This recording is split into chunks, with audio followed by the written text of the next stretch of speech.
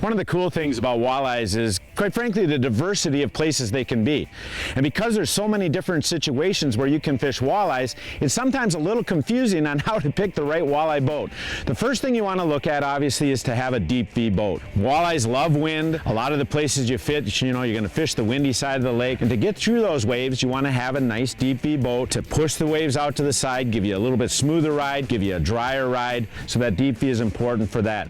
But the second thing that deep V is important for is it actually creates a keel going down the middle of the boat, so that when you're dragging with your front trolling motor or pushing with your kicker motor in the back, that boat will actually track better and give you much better boat control when you're on the spot. So then the next thing you want to look at is, where do you predominantly fish? If you fish in big bodies of water like the Great Lakes or the big reservoirs out west or some of the big natural lakes, then you want to go to an 18 to 21 foot boat. One thing you want to look at when you go to those bigger size boats is going to fiberglass. There's a couple of real important things that fiberglass gives you.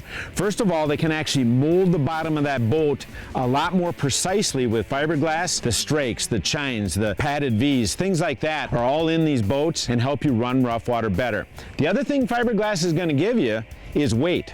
And a lot of people think weight is bad, but actually when you're in rough water, weight is your friend. Key is to have enough horsepower to push that weight. Let's go on the other side of the situation where you don't fish a lot of big bodies of water, you fish the smaller lakes.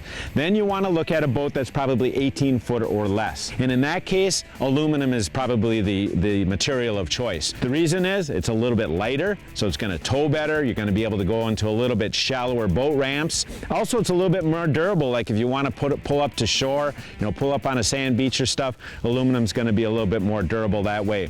But the one thing about these small boats is you do not want to compromise the interior fishable spaces. So even though it's a short boat, look for a nice wide boat so you got that fishable area inside. Lastly, as far as horsepower, I've never seen anybody upset they have too big of an engine. A big engine is going to give you better acceleration, better hole shot, better rough water running.